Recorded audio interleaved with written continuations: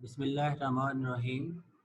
अस्सलाम वालेकुम स्टूडेंट, कैसे आप सभी? आई होप सो आप सभी ठीक होंगे। Dear student, second year biology chapter 15 homeostasis से आज का हमारा लेक्चर है ऑस्मो रेगुलेशन इन प्लांट्स। तो डियर स्टूडेंट, आज के इस टॉपिक को ऑस्मो रेगुलेशन इन प्लांट्स को स्टार्ट करने से पहले फर्स्ट ऑफ ऑल हमें ये देखना है कि ऑस्मो रेगुलेशन हम किसको कहते हैं। तो ऑस्मो रेगुलेशन के बारे में स्टूडेंट्स आपने याद रखना है कि osmo regulation is basically acid base balance, कि किसी भी ऑर्गेनिज्म की बॉडी का जो इंटरनल इन्वायरमेंट है, उस इंटरनल इन्वायरमेंट में जो बॉडी फ्लूइड है, जो कि दो चीज़ों का कंपोनेंट है, सॉल्यूट एंड सॉल्वेंट। तो उस बॉडी फ्लूइड के अंदर जो एसिड और बेस बैलेंस है उसको हम ऑस्मो रेगुलेशन कहते हैं। तो ऑस्मो रेगुलेशन का जो बेसिक थीम है उसको पढ़ने के लिए हम इसकी आगे फर्दर 3 कंडीशंस को देखते हैं, जिसमें सबसे पहली कंडीशन है हाइपोटोनिक, या इसको स्टूडेंट हम हाइपो ऑस्मोटिक कंडीशन का नाम भी देते हैं। हाइपोटोनिक और हाइपो ऑस्मोटिक कंडीशन बेसिकली होती क्या है, इसके बारे में आपने कुछ पॉइंट्स है ना वो याद रखने हैं। और वो पॉइंट्स ये हैं कि हाइपोटोनिक हम ऐसे इन्वायरमेंट को कहते हैं that consist of less solute. जैसे मैंने पहले कहा कि सॉल्यूशन सॉल्यूट एंड सॉल्वेंट की के कम्बिनेशन को हम बोलते हैं। तो फिर हाइपोटोनिक में less solute in the external environment,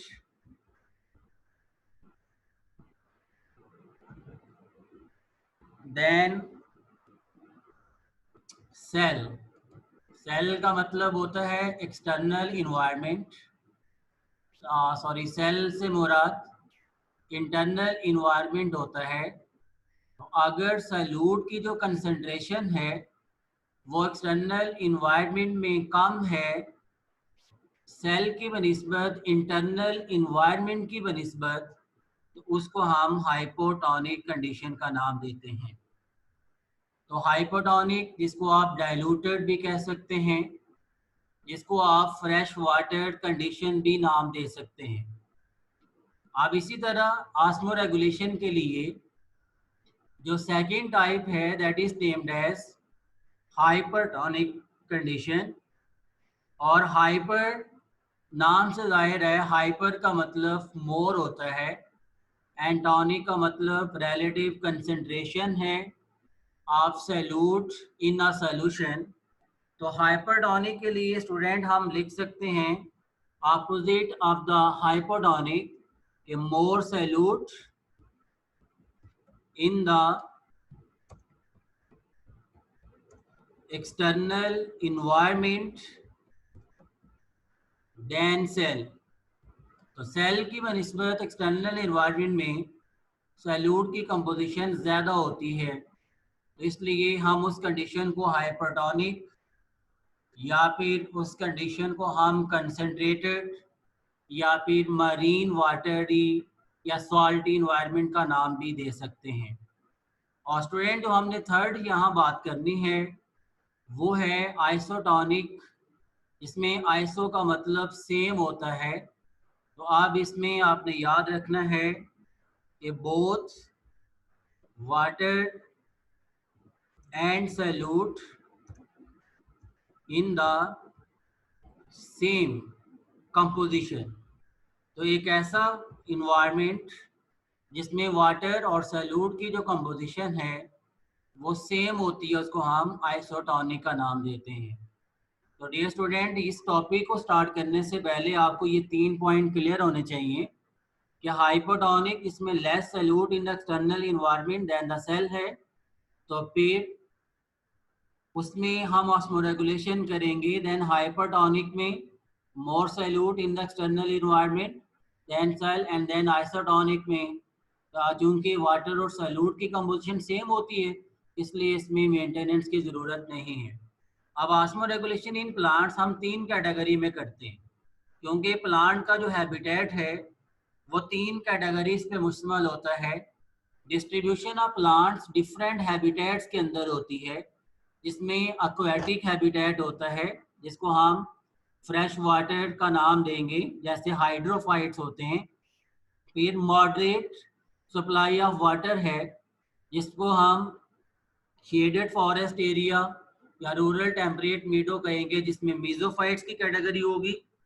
और थर्ड कैटेगरी होती है सीवियरली ड्राई ट्रस्टियल नेचर, जो कि बहुत ज़्यादा ड्राई साइल और डेजर्ट होता है, जीरत कंडीशन होती है, इंतहाई कम पानी की मकदार वहाँ पे होती है, लो लेवल ऑफ वाटर होता है, तो देन उसको हम ज़ीरोफाइट्स की कैटेगरी में बोलते हैं। तो ये हमारे पास प्लांट्स की 3 कैटेगरीज हैं, हाइड्रोफाइट्स, मीजोफाइट्स एंड ज़ीरोफाइट्स, जिनको हमने ऑस्मो रेगुलेशन के इस टॉपिक में एक्सप्लेन करना है। तो डियर स्टूडेंट, सबसे पहले हम जिसको अभी एक्सप्लेन करेंगे वो है हमारा हाइड्रोफाइट्स। अब यहाँ पे आपने एक और पॉइंट याद रखना है कि ऑस्मो रेगुलेशन इन प्लांट्स में मैंने यहाँ लफ्ज़ ऐड किया हाइड्रोफाइट्स / माइक्रोफाइट्स। तो यहाँ पे आपने स्टूडेंट कुछ पॉइंट्स याद रखने हैं। फॉर एग्जांपल, अगर हम बात करते हैं हाइड्रोफाइट्स की, जो हमारे पास हाइड्रोफाइट्स हैं, नाम से जाहिर है ऐसे प्लांट्स जो कि पार्शियली और टोटली सबमर्ज्ड होते हैं वाटर के अंदर, उनको हम बेसिकली हाइड्रोफाइट्स का नाम देते हैं। आप जो हाइड्रोफाइट्स हैं स्टूडेंट, उनकी आगे फर्दर 2 कैटेगरीज बनती हैं, क्योंकि कुछ हाइड्रोफाइट्स वो होते हैं जो कि अदर देन एल्गी होते हैं, तो उनको हम नाम देते हैं, जो बड़े बड़े ट्रीज हैं, that are named as macrophytes. And then second category उसको हम कहते हैं माइक्रोफाइट्स। तो माइक्रोफाइट्स की जो कैटेगरी है इसमें सिंगल कैटेगरी होती है, लेकिन मैक्रोफाइट्स के अंदर हम आगे फर्दर 3 कैटेगरीज को डियर स्टूडेंट यहाँ पे इसमें पढ़ेंगे। फॉर एग्जांपल, मैक्रोफाइट के अंदर जो 3 कैटेगरी हमारे पास होंगी, उन कैटेगरीज में जो फर्स्ट कैटेगरी है that is named as submerged hydrophytes होते हैं। सबमर्ज्ड हाइड्रोफाइट्स होंगे जो कि टोटली जो ना वो डूबे होते हैं पानी के अंदर, that are named as submerged hydrophytes. उसके बाद सेकंड कैटेगरी हमारे पास होती है, उसको हम कहेंगे फ्री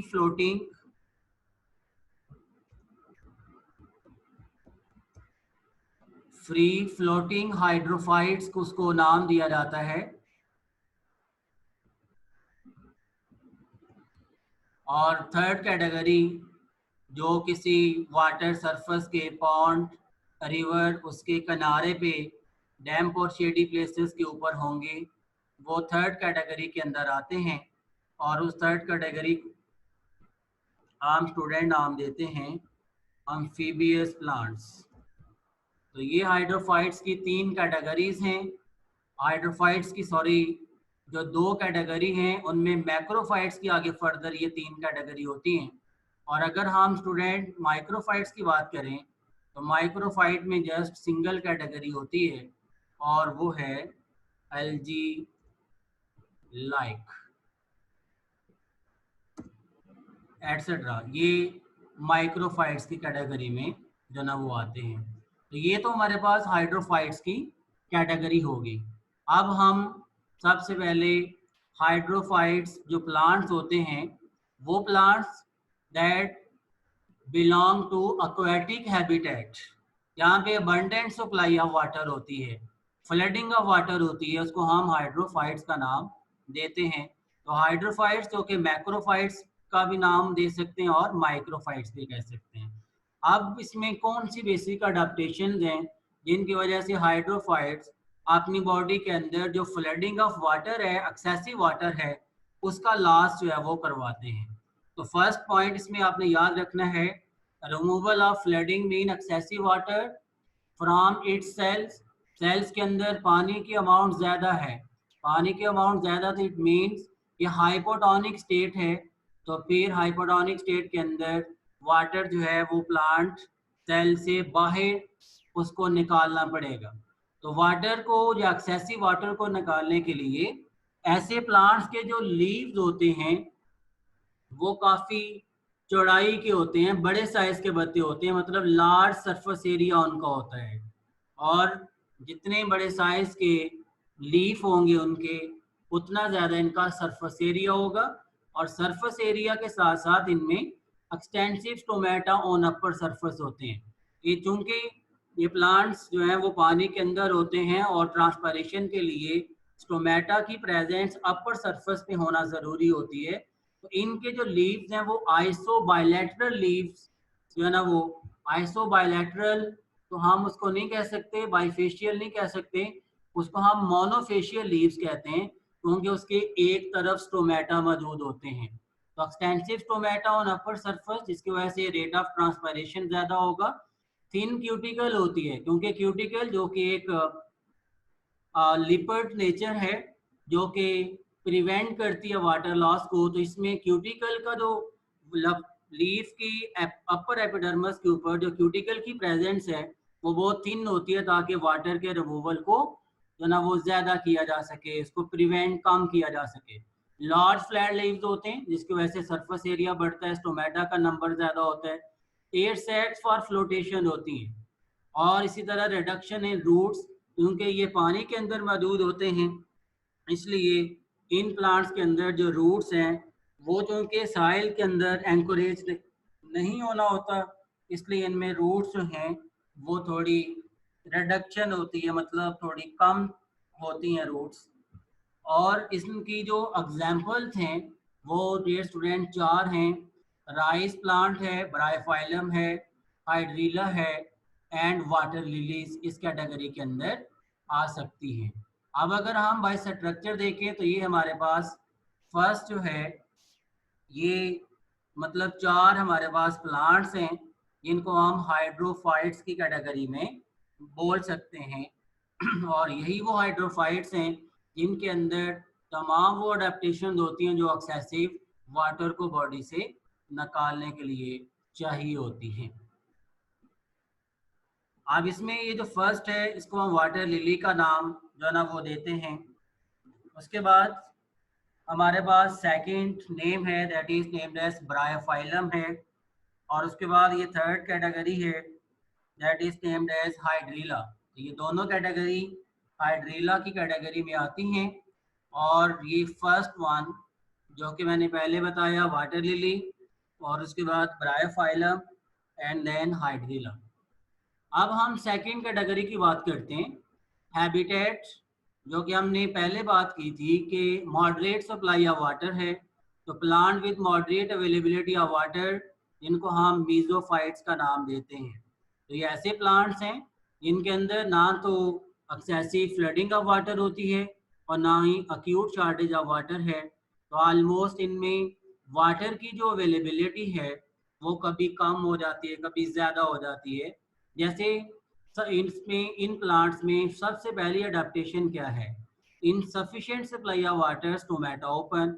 अगर पानी जो है वो ज़्यादा इनको मिल रहा है, अवेलेबिलिटी ऑफ वाटर ज़्यादा है, तो फिर इनमें स्टोमेटा ओपन रखेंगे ताकि रेट ऑफ ट्रांसपायरेशन ज़्यादा होगा और वाटर का लॉस ज़्यादा होगा। दैन इनमें फाइब्रस रूट्स होती हैं, मतलब इसमें बहुत ज़्यादा दागा नुमा रूट्स होती हैं। और जितनी ज़्यादा फाइब्रस रूट्स होंगी वाटर की जो अब्जॉर्प्शन है वो उतनी ज़्यादा इनमें जो ना वो होती है, ताकि जो वाटर की अवेलेबिलिटी मॉडरेट है उसमें अपनी बॉडी के अंदर पानी की अमाउंट को ये पूरा कर सकें। इन रिस्ट्रिक्टेड सप्लाई ऑफ वाटर, अगर पानी की मकदार समटाइम इनमें बहुत कम हो जाती है तो देन इनके स्टोमेटा जो हैं वो क्लोज हो जाते हैं ताकि ट्रांसपायरेशन के रेट को कम किया जाए। और इसी तरह क्यूटिकल इस मॉडरेटली डिवेल्प्ड है, इनमें ना तो थिन क्यूटिकल होती है और ना ही बहुत थिक क्यूटिकल होती है। और 3 कैटेगरीज हैं इन प्लांट की, कैटेगरीज हैं जिसमें बरासिका, रोज एंड मैंगो एट्सेट्रा इस कैटेगरी में आ सकते हैं। और लास्ट ईयर स्टूडेंट हमारे पास कैटेगरी है जीरोफाइट्स, जीरो लफज जो जीरेक से निकला है, और जीरे का मतलब ही शॉर्टेज ऑफ वाटर होता है। तो ये आपने याद रखना है कि जीरोफाइट्स जो लफज जीरक से डिराइव्ड है, और जीरे का मतलब जो है वो ड्राई साइल होता है। तो ड्राई साइल जस्ट लाइक, जैसे हमने बात की कि जैसे डेजर्ट होता है, तो ये या ड्राई साइल इसमें आ सकती है जीरो कंडीशन के अंदर। तो मतलब ये वो प्लांट्स होते हैं that are located in the habitat of severely dry environment like desert. तो इन प्लांट्स की अडेप्टेशन जो है ना वो कौन सी होती हैं, क्योंकि ये प्लांट्स ऐसे हैं जिनमें अक्यूट शॉर्टेज ऑफ वाटर होती है। तो अक्यूट शॉर्टेज ऑफ वाटर में इन प्लांट्स की बॉडी के अंदर पानी को कंजर्व करना ज़रूरी है, बजाय इसके कि पानी को ज़्यादा से ज़्यादा बॉडी से बाहर निकाला जा सके। तो दैट्स वाई इन प्लांट्स में वो तमाम अडेप्टेशन दूंगी जिसकी वजह से ये अक्यूट शॉर्टेज ऑफ वाटर में डेजर्ट की कंडीशन में जो ना वो अपनी बॉडी के अंदर पानी को कंजर्व कर सके, पानी को स्टोर कर सकें, जमा रख सकें। सबसे पहली अडेप्टेशन इसमें small thick leaves to reduce water loss, के लीव स्मॉल होते हैं, छोटे साइज के जितने लीव्स होंगे, लीव्स का जितना छोटा साइज होगा नंबर ऑफ स्टोमेटा उतने ही कम होंगे और रेट ऑफ ट्रांसपायरेशन उतना कम होगा। थिक लीव्स इनमें होते हैं ताकि थिक लीव्स मतलब उनके ऊपर क्यूटिकल का जो साइज है वो थोड़ा थिक होगा, और उसकी वजह से जो थिक क्यूटिकल होने से वाटर का जो लॉस है उसकी प्रिवेंशन होगी। एक्सटेंसिव रूट्स होती हैं, क्योंकि ये ड्राई लैंड के ऊपर होते हैं, वाटर लेवल बहुत लो होता है, तो इनकी रूट्स काफ़ी डीप रूट्स होती हैं, मतलब एक्सटेंसिव रूट्स या डीप रूट्स होती हैं जिसकी वजह से ये पानी को ऑब्जॉर्ब कर सकते हैं। क्यूटिकल थिक होता है, वैक्सी और लेदरी होता है जिसकी वजह से वाटर का लॉस कम हो जाता है। स्टोमेटा ऑन लोअर सरफेस, क्योंकि क्योंकि लाइट ज़्यादा होने से, हाई टेम्परेचर होने से इनके ऊपर, इनके लीव्स के ऊपर इफेक्ट बहुत ज़्यादा होगा, इसलिए इनके जो स्टोमेटा हैं वो लोअर सरफेस के ऊपर होते हैं, लोअर एपिडर्मिस के ऊपर होते हैं, ताकि इफेक्ट ऑफ लाइट कम हो और ट्रांसपायरेशन का जो रेट है वो कम हो और वाटर का लॉस कम हो। या मेजॉरिटी ऐसे प्लांट्स होते हैं जिनमें संकन स्टोमेटा होते हैं मेसोफिल टिश्यू के अंदर, और उससे भी वाटर का लॉस कम होता है। शेडिंग ऑफ लीव्स, अगर बहुत ज़्यादा पानी की कमी हो तो देन ये अपनी बॉडी से जो ना वो लीव्स को क्या कर देते हैं, गिरा देते हैं। abscission ऑफ लीफ या शेडिंग ऑफ लीव्स मतलब पत्तों को गिरा लेते हैं। पत्ते जब इनकी बॉडी से गिर जाएंगे तो फिर स्टोमेटा का नंबर कम हो जाएगा, ट्रांसपायरेशन का रेट कम हो जाएगा। और एक लास्ट बहुत इंपॉर्टेंट अडाप्टेशन है इनकी बॉडी के अंदर, और वो अडाप्टेशन क्या है, सकुलेंट स्टेम, सकुलेंट आर्गन होते हैं। तो डियर स्टूडेंट आपने एक चीज़ याद रखनी है कि ये जो प्लांट्स होते हैं, जिस तरह कैक्टस प्लांट है, इनकी बॉडी के अंदर पेरेन्काइमेटस टिश्यू होता है। अब जो पेरेन्काइमेटस टिश्यू है उसके अंदर ये क्या कर लेते हैं, स्टोर करते हैं, ये स्टोर वाटर, वाटर को उसके अंदर ये स्टोर कर लेते हैं। अब वो पेरेन्काइमेटस टिश्यू इनके स्टेम के अंदर हो सकता है या अदर प्लांट बॉडी पार्ट के अंदर हो सकता है।